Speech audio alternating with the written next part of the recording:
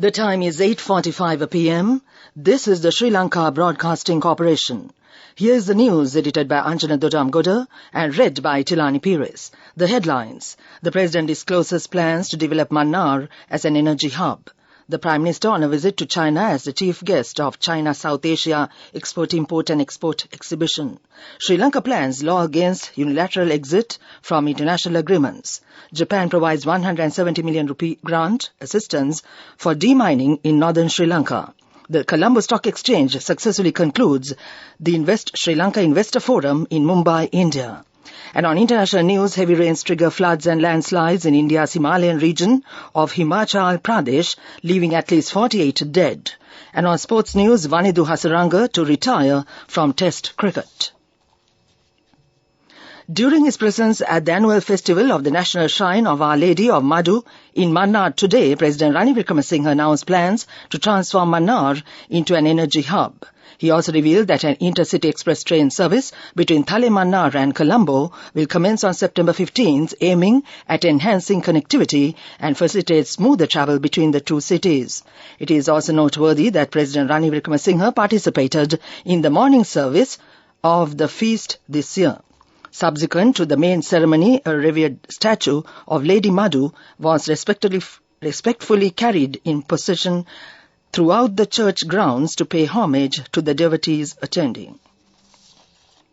The Prime Minister Dinesh Gunawardena left Colombo on a 4-day official visit to China. He will be the chief guest at the 7th China South Asia Expo and the 27th China Kunming Import and Export Exhibition jointly hosted by the Chinese Ministry of Commerce and the Yunnan Provincial Government. The expo will be held from August 16 to the 20th in Kunming, China. Accordingly, to export organizers, 60 countries will participate in this gigantic trade display, and they include all South and Southeast Asian countries and RCEP member countries. The expo is held under the theme Solidarity and Coordination for Common Development. The Prime Minister is accompanied by the State Ministers Tharaka Balasurya, Janaka Wakkubara and Kanaka Herath, MP Yadamani Gunawardena and Secretary to the Prime Minister Anura Dissanayake.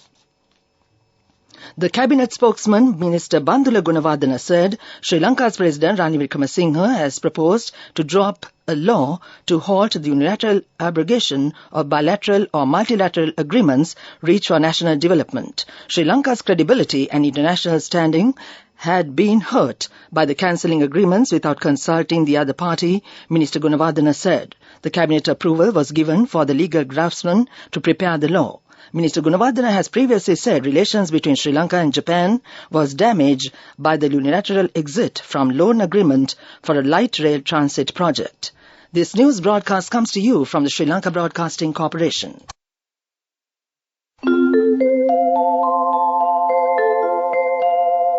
Sri Lanka Insurance, like a father, like a mother.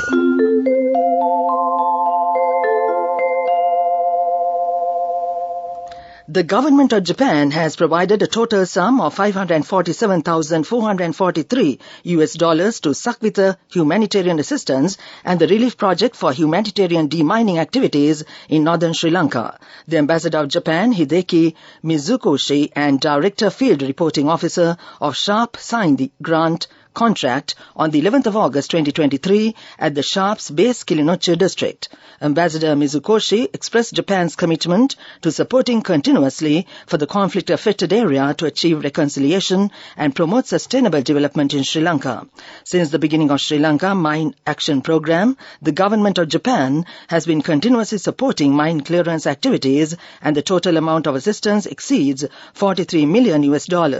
Development of the conflict-affected regions is one of the priority areas in Japan's official development assistance policy to Sri Lanka. This financial year's project is expected to enable resettlement of over 400 internally displaced people and enhance their livelihoods of over 2,300 individuals directly or indirectly by clearing contaminated lands in Kilinochchi, Mullaitivu districts. The Invest Sri Lanka Investor Forum, which was organized by the Colombo Stock Exchange in association with the Confederation of the Indian Industry, was concluded successfully on 11th August 2023 in Mumbai at the Taj Lands End Hotel. The forum made a strong case for investment flows into Sri Lanka and witnessed a strong turnout of over 120 prospective investors from Mumbai. The Honourable Shehan Semasinga, State Minister of Finance, was the keynote speaker at the forum. That ends local news for now. Listen, no fake news, false flags, it is the real thing. Breaking records, making history, you know we got the big bling. 10 billion bonus all across the island. Ka-ching! Not millions, talking billions, yeah, it is the big win. History's highest ever sure bonus declaration for SLIC life policyholders in 2022 exceeds 10 billion rupees. 10 billion bonus gonna make your dreams come true. 10 billion bonus for you. Sri Lanka Insurance, like a father, like a mother.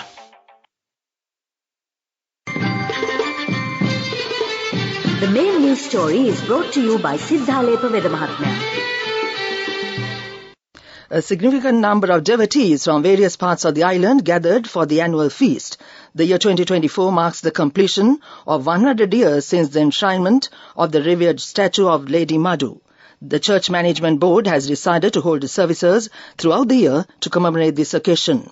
Reverend Dr. Brian Udagwe, the Vatican Apostolic Nuncio of Sri Lanka, who attended the main service, commended President Ranil Wickremesinghe's statement in Parliament regarding national peace and reconciliation. He mentioned that this statement has received the blessings of the Vatican and the Catholic Church. Reverend Dr. Brian Udagwe emphasized that religious leaders have a crucial role in maintaining peace and harmony in the country. He also stressed that whether a religious figure divides or unites the country is determined by their own actions. That was the main news story. The main news story was brought to you by Siddhalepa Vedamahatmya.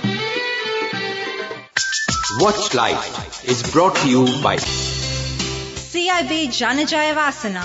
Unbelievable discounts and offers throughout August from CIB Janajaya Vasana. Come today itself.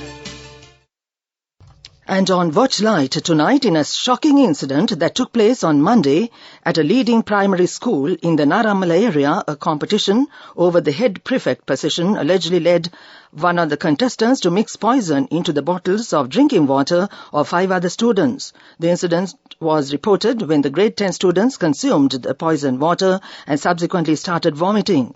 The girl who had mixed the poison had also consumed a small amount of the poisoned water. The police have determined that the chemical mixed with the drinking water was a weedicide that is not highly toxic. Fortunately, the 6 schoolgirls who received treatment are now in a stable condition and out of danger. That came to you in Watchlight. CIB Janajaya Vasana. Unbelievable discounts and offers throughout August from CIB Janajaya Vasana. Come today itself. Coming up, world news and the headlines first. Heavy rains trigger floods and landslides in India's Himalayan region of Himachal Pradesh, leaving at least 48 dead. Canadian inflation jumps in July, raising prospects of another rate hike. 2 years on from Taliban takeover, Afghan women are being erased from everything. Heavy monsoon rains triggered floods and landslides in India's Himalayan region, leaving at least 48 people dead and many others trapped, officials told local media.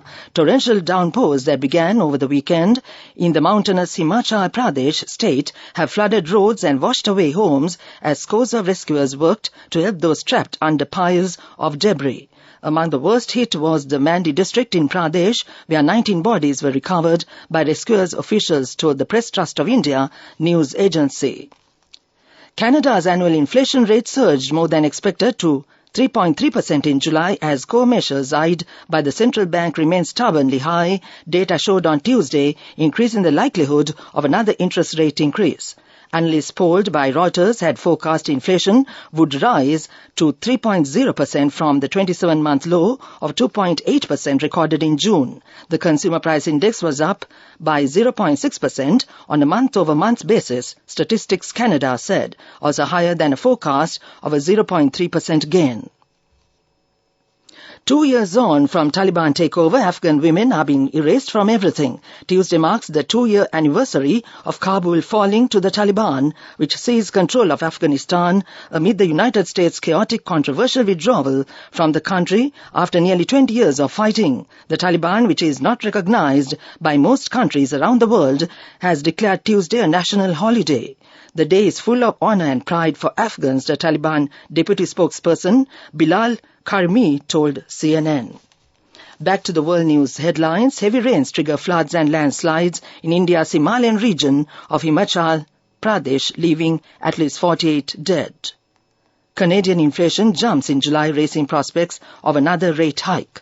2 years on from Taliban takeover, Afghan women are being erased from everything. That ends world news.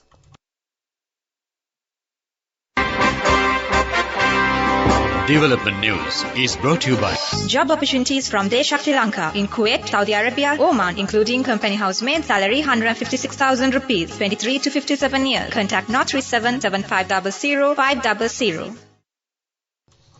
Minister of Power and Energy said today Chinese oil major Sinopec expects to start operations in Sri Lanka on 20th September 2023 and will be allowed to sell fuel for less than the maximum retail price set by the government. Minister Kanchana Wijesekara said Sinopec's entry into Sri Lanka will help reduce pressure on Sri Lanka's foreign exchange reserves, and the island nation expects 2 other international fuel operators to start operations by October and November. Australia's United Petroleum and US firm RM Parks, in collaboration with Shell, are the other 2 companies that have received approval. That came to you in Development News. Job opportunities for women from Deshak, Sri Lanka in Saudi Arabia, Kuwait and Oman. Company housemaids, caretakers and home cooks in Saudi Arabia for ages 23 to 57 years. Salaries starting from 156,000 rupees. Interviews are now on with foreign agents. You can now travel overseas free of charge. Branches: Colombo, Kurunegala, Anuradhapura and Matara. Contact number 037 7500 500. Deshak, Sri Lanka Foreign Development Agency. Moving on with sports news, Sri Lanka's premier leg spinning all-rounder Vanidu Hasaranga has decided to retire from Test cricket with immediate effect. According to a media release by Sri Lanka Cricket, Hasaranga has decided to step away from the red ball cricket in a bid to prolong his career as a limited overs specialist. The player's resignation has been accepted by SLC, with Ashley De Silva, CEO of Sri Lanka Cricket, saying, "We will accept his decision and are confident that Hasaranga will be a vital part of our white ball program going forward." That ends sports news.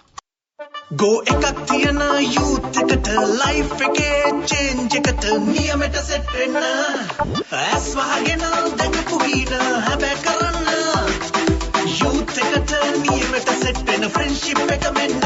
The all new NSB Ithru account, NSB IM, a plan for your dream.